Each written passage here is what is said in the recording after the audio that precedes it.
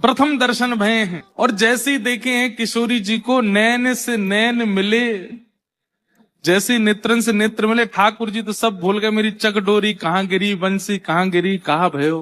अब तो केवल उन्हीं को देखने के लिए ही सुख बढ़ रहा है। ठाकुर जी जाकर के खड़े है गए और जाए करके कह रहे हैं, अरे गोरी तुम कौन हो, तुम कहाँ से आई हो, तुम्हारा नाम कहाँ है, नेक्सिसी लाली कौन हो आप। किशोरी जी कह रही हम नेक्सिसी, तुम बहुत बड़े हुए हैं, तुम भी नेक्सिस से ही हो। छोटी सी किशोरी जी, छोटे से लाला।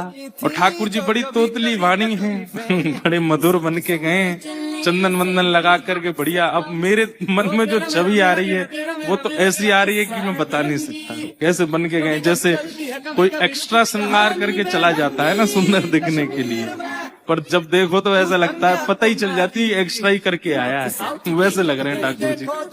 और वहां जाकर के वो प्रिटेंड ऐसा कर रहे हैं कि जैसे उनको पता ही नहीं था कि यहाँ किशोरी जी होंगी। अरे उनको पूरे गुप्तचर लगा रखे हैं, ढूंढते रहते हैं कब कहाँ से कब निकलने वाली है, मुझको बताओ तो मैं जाऊं। अद्भुत है ब्रज के भाव, ठाकुर जी की ये प्रेम लीला अद्भुत है। इसी में ही पगे रहे, इसी में ही डूबे रहे हमारे ब्रजवासी, हमारे ब्रज के रसिक संतों को और कुछ नहीं चाहिए। ज्ञान वैराग्य धाम सब धरे रहो कोने में, हमको तो बस प्रिया प्रियतम विहार करें, हमको अनुभव होता है बस, और कुछ नहीं चाहिए हम। तुम्हारा नाम कहाँ है, कौन की लाली हो तुम, पहले तो मैंने तुम्हें कभी देखो ना, यहाँ पे कहाँ से आई हो, नेक अपने बारे में बताओ। किशोरी जी देख रही हैं ठाकुर जी, आहा, और परिचय ना दे करके केवल इतना कह रही हैं, हम यहाँ काय को आवेंगी, हमारो आवे को यहाँ कोई ऐसा कारण नहीं है। हमारे भानु बाबा की पौरी बहुत बड़ी है, पौरी मतलब हमारो जो आंगन है, हमारो जो महल है वो खूब बड़ो है, हम तो वहीं खेलती रहती हैं, हमें यहाँ आवे की जरूरत नहीं है। ठाकुर जी बोले, आप तो ऐसे कह रही हो जैसे यहाँ आके आपकी गरिमा कम है गई हो। अरे भैया पता है कि तुम्हारे बाबा को बहुत बड़ा महल है, बहुत बड़ा सब आंगन है, सब चीज ठीक है, तो आपने परिचय दियो नहीं, नाम बताया नहीं, सीधे कह रही हो कि हम यहाँ क्यों आएंगी, हमारे तो बाबा कोई महल इतना। अरे तो बड़ो तुम वहीं रहो, यहाँ आ काई को गई हो, और वैसे यहाँ आवे में दिक्कत का है, काई को ना आओ आप यहाँ पे खेल में, पहले तो मैंने आपको देखो नहीं।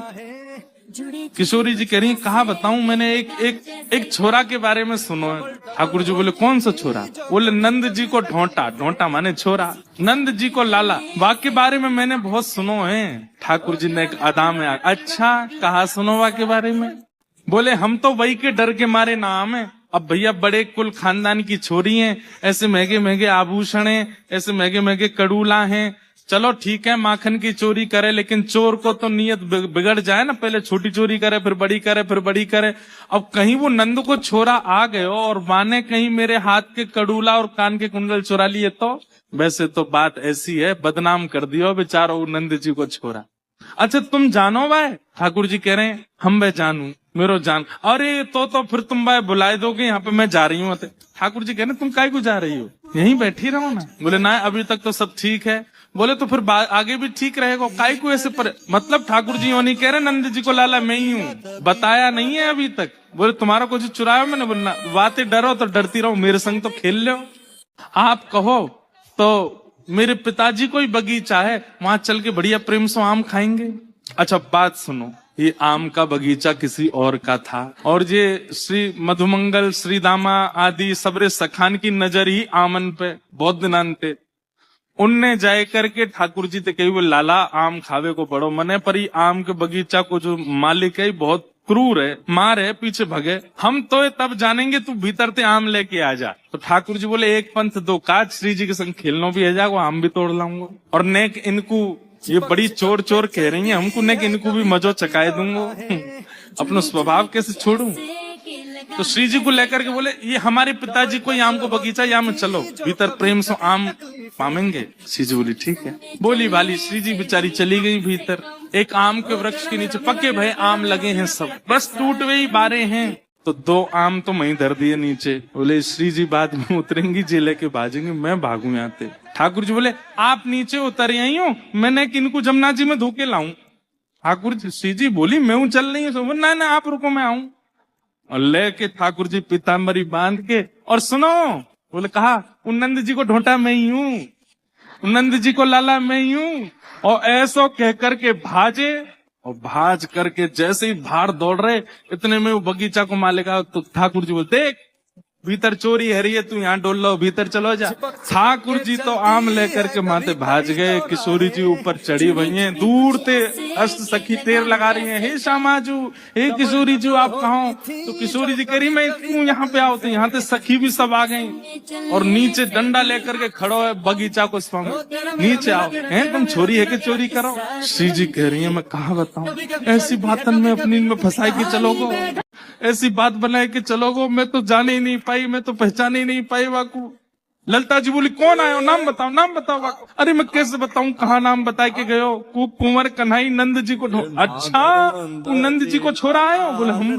किशोरी जी बोली आज तक तो केवल सुनी, ऐसो है ऐसो है, लेकिन आज अनुभव कर ली। लेकिन किशोरी जी के चित्त पर ऐसी छाप पड़ी है, ठाकुर जी भले ही करके गए लीला, वो चाल, वो चलन, वो हस्त कमल को पकड़नो, वो ऐसी बात बनानो, ऐसे मधुर, वो सब चित्त में बैठो। रास्ता भर सबरी सखी घेर करके कहती जा रही हैं, श्री जी हमने आपसे पहले ही मना करी, बाहर नहीं जानो है, वृषभानु भवन में ही खेलेंगे, और जी नंद जी को छोड़ा तो ऐसो है ऐसो है। लेकिन श्री जी के तो आज चित्त में बस गए, वो प्रिय स्वरूप बस गया। और यहाँ ठाकुर जी आ तो गए आम लेकर के, सब सखा बोले जय हो लाला तेरी जय हो, सदा ही जय हो। और ठाकुर जी के चित्त में भी पीड़ा हो रही है कि मैंने श्री जी को बहुत श्रम कराया।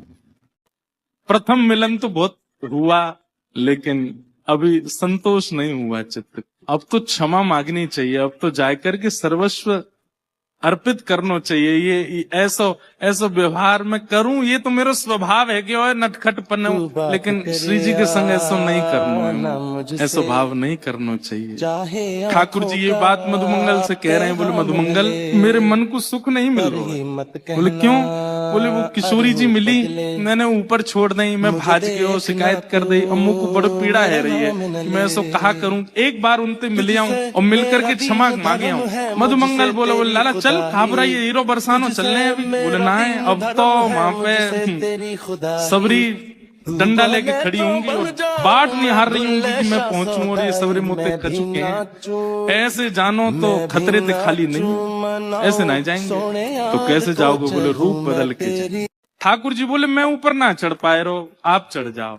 किशोरी जी बोली बड़े सीधे हो, बड़े भोरे हो तुम तो। ठाकुर जी नेक नेक शर्माए रहे, बोले कहा बताऊं, ऐसा ही हूं मैं तो, मैया ने सिखाया ही नहीं कभी ऊपर चढ़ना। बोले अच्छा चलो ठीक है, तुम नीचे एक काम करो, ऐसी पीताम्बरी कर लो, मैं ऊपर से आम फेंकती रहूंगी नीचे। ठीक जय। अब ठाकुर जी जानते हैं कि ऊपर चढ़े नहीं कि बगीचा को मालिक देख लेगो, और कहीं मोए देख लियो तो पीछे पीछे नंद भवन तक आ जाएगा। श्री जी चढ़ा नहीं हूँ, श्री जी चढ़ गई ऊपर। अब चढ़ करके ऊपर ते आम तोड़े, ठाकुर जी नीचे पीताम्बरी लेके जा। हाँ श्री जी यहाँ घेरो, ऊपर ते आम घेरते, खूब सारे आम है गए। ठाकुर जी गिनती कर रहे हैं, सबरे सखान के बट में आ जाएंगे, इतने तो है जाए। दो चार ने और घेरो, माते चार ने घेर दो। श्री जी कह रही हम दो ही तो हैं, इतने आम को। अरे बढ़िया प्रेम ते आमरस बनवाऊंगा आपके काज, फिर लेके आऊंगा, नहीं दे दो ज्यादा से। जैसे ही ठाकुर जी ने देखी कोटा पूरा है गयो, सब सखान को भी है गयो, मेरो भी है गयो।